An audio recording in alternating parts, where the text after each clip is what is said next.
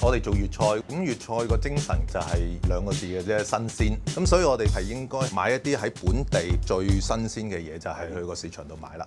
我係 Danny， 我係大班樓嘅負責人。全香港最大嘅一個活海鮮市場就係香港仔啦。如果任何市民入咗去睇咧，你會發覺乜香港有個大成咁樣嘅游水嘅活海鮮市場咧，我覺得係媲美築地嘅。嗱，我哋有幾個主打嘅菜嘅。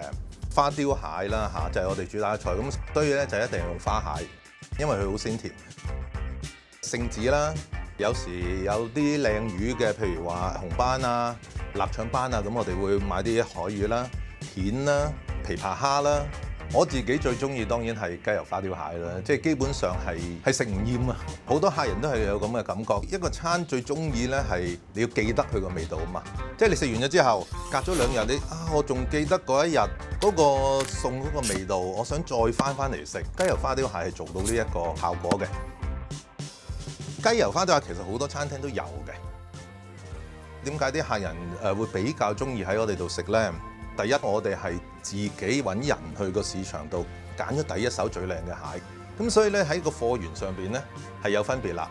第二咧，為咗提起嗰個雞油花雕蟹嘅鮮味咧，我哋係特別蒸咗一啲蜆嘅汁，我哋用海鮮去襯起個海鮮，咁所以咧食上嚟咧，我覺得係比較鮮美啲嘅。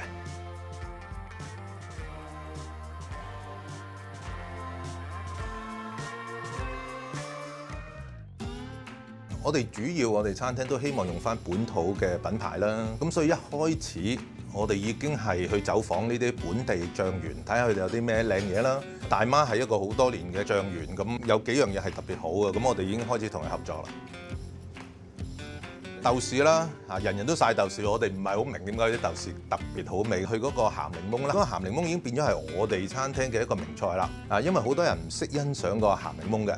咁有一日咧，我哋去到大媽嘅時候，發覺佢地下裝滿咗一樽樽即係黑色、啡色嘅嘢。咁我哋問佢咩嚟？鹹檸檬啊，擺咗10幾年㗎。咁點解冇人買？佢話唔識買，啲人唔知道點樣用。咁我哋又覺得有啲味道唔係廚師能夠煮到出嚟嘅，係用時間去煮佢出嚟嘅。呢個擺咗10幾年嘅一個原料咧，佢本身就係一個時間俾佢嘅味道嚟嘅。呢個係任何人都係煮唔到。咁我哋就圍繞住呢個鹹檸檬，我覺得好有發揮嘅空間。第一個諗法就係一個帶有酸味、香味嘅一個原料咧，應該係配海鮮嘅。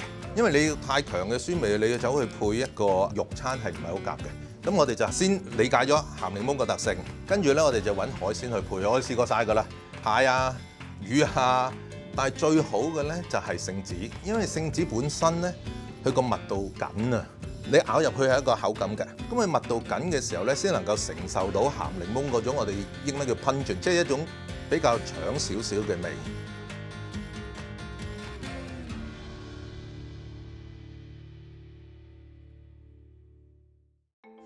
咁粵菜我哋成日講一個好老生常談到接近有老土嘅講法，雞有雞味，魚有魚味。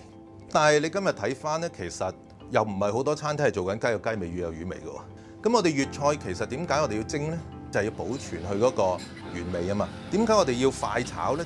我哋就唔想去煮得過耐，令到個肉片係流失咗個牛肉味或者豬肉味啊嘛。大班人有少少分別就係應該提升多一個步驟，係雞更加有雞味，係魚更加有魚味。咁呢個先係我哋要應該探討嘅一個課題。咁我哋開餐廳嘅時候咧，我哋已經決定咗呢一條係我哋大班樓應該要行嘅路。